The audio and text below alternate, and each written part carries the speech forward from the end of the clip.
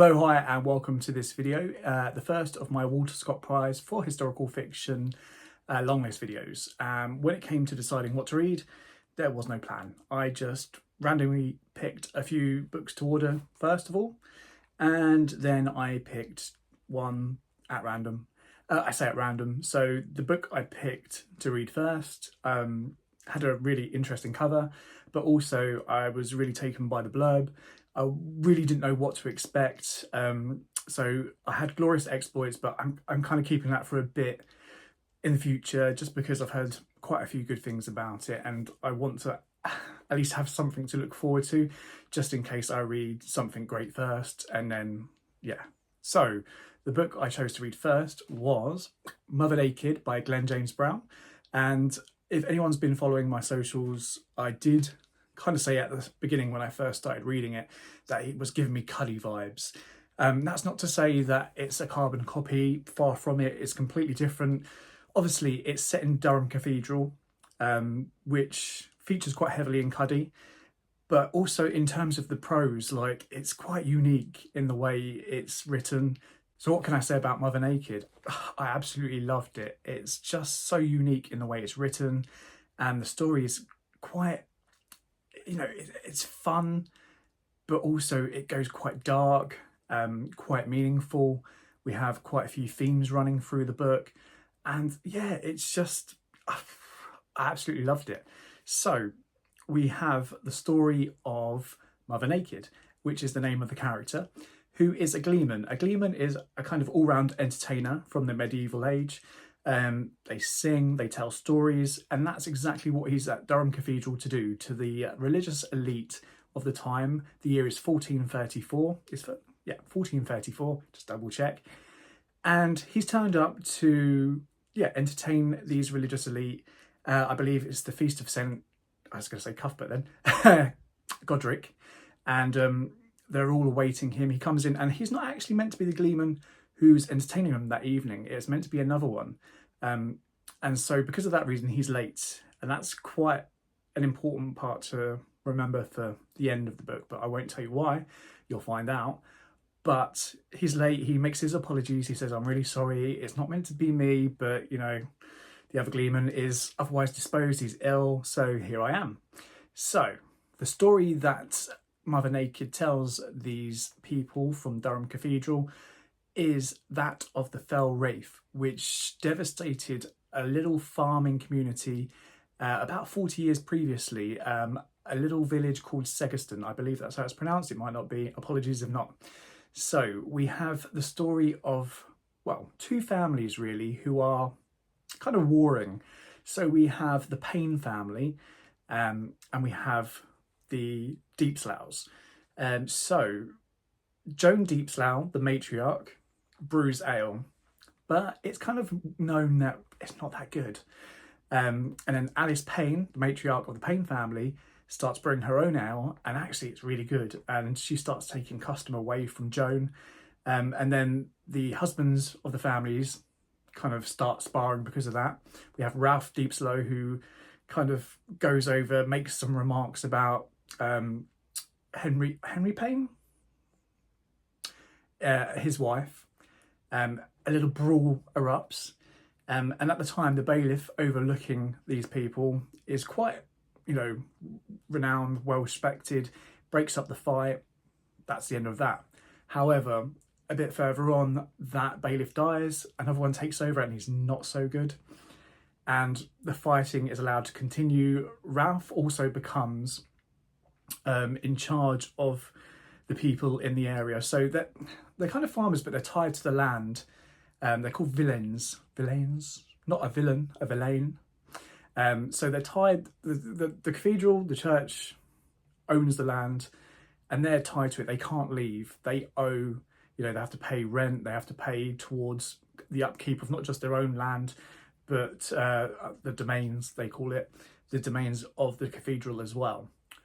So not only do we hear the story of the Paynes and the Deepslows, we also hear the story of Mother Naked and how he became a gleeman, and how he met this other gleeman, Pearl Eye, who was a bit older than Mother Naked. Mother Naked was only a child when he met Pearl, who ran away from home.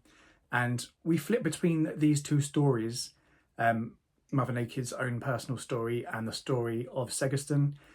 And it builds up and builds up. There's so many twists and turns and how the stories interrelate with one another. I won't say too much without giving the actual story away, but it's so interesting and it goes really dark. And so, yeah, it's amazing. It's brilliant. I'm trying to think of other words than interesting because I say interesting so much. I really need to read a dictionary. But so the story is first person narrative, but quite like Cuddy, it uses an I was going to say interesting, a unique type of prose. So, I mean, Cuddy is different because it had 4 sections over 4 different time periods using first person, third person, poetry. Here, it's just first person narrative, but it's in the way of like a one-man show. And it is Mother Naked's whole performance to this religious elite at Durham Cathedral. And we soon start to realise, you know, some secrets become unhidden. And yeah, the story of the Wraith that is meant to have murdered all these people 40 years ago, you know, was it the ghost of the Wraith that these people are more scared of? Or is it repercussions of their own actions that we find out later on, especially this religious elite sitting at the head table, you know, yeah, without saying much more, I'll give the story away if I did. So as expected, the themes of religion and class divide come up quite a lot. They're quite, I would say, the main themes, and they're intertwined with one another as well. We see how, even it's quite funny how it still happens today. These religious elites believe they're acting in the way they do because that's what God wants. And, you know, actually, it's probably not what God, if you really look into Christianity or any religion, at the heart of it is compassion and kindness to others. And I would say this religious elite, they're probably far from being kind and compassionate to others. And we see that as the stories unfold and as Mother Naked's performance continues. In terms of the social divide, we also get a couple of mentions of Wat Tyler. Wat Tyler was a prominent figure in the Peasants' Revolt in the late 1300s, was it? Or anyway, so he's mentioned quite a bit, especially in a speech where, you know, it's said that he toiled and worked and paid taxes after taxes, and, you know, for what? Just so the rich could be richer. So that is quite a prominent theme along the story as well. What I quite like is that through this one-man show, the speech is broken up as well by music. So Mother Naked, being a performer, not only tells stories but also sings and plays an instrument called the psaltery. So yeah, the text or the prose is broken up with him singing a song every now and again. And when he goes back to Pearl's story, Pearl will have a little song as well. And obviously their story together, because they travel the country together in the end as gleemans performing, and we hear their stories. So another interesting thing in the novel is that use of language. So I'm no expert about medieval English, but I'm sure the language used in here is probably not medieval English. But the way that Brown kind of uses certain words, so for example, he will change I's for Y's in words. So the word wife is spelled W-Y-F. I'm not sure if that's how it was spelled, but it kind of gives this feeling of authenticity to the story. It makes you feel like you are in the medieval era, even if most of the language is not truly authentic to the period. I mean, if it was, we'd probably not be able to read it because it would be indecipherable to us.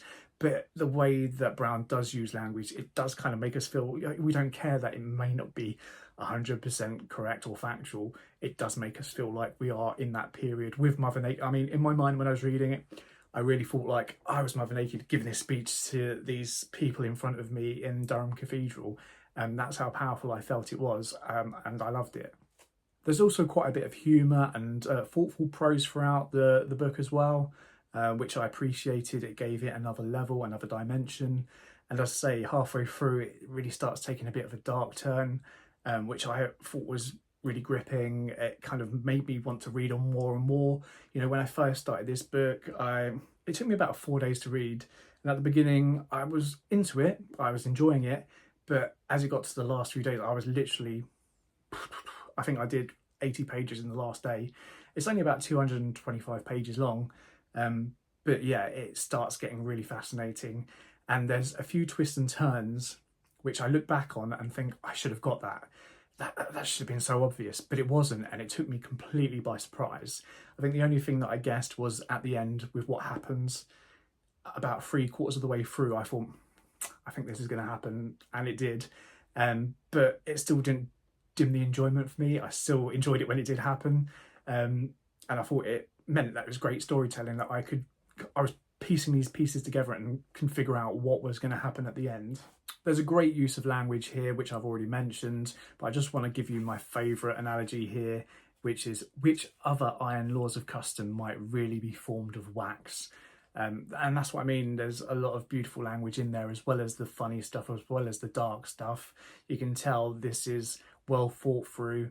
I just like that, laws of wax, applicable to some and not to others. For others, they can, manipulate the laws as they see fit and get away with it.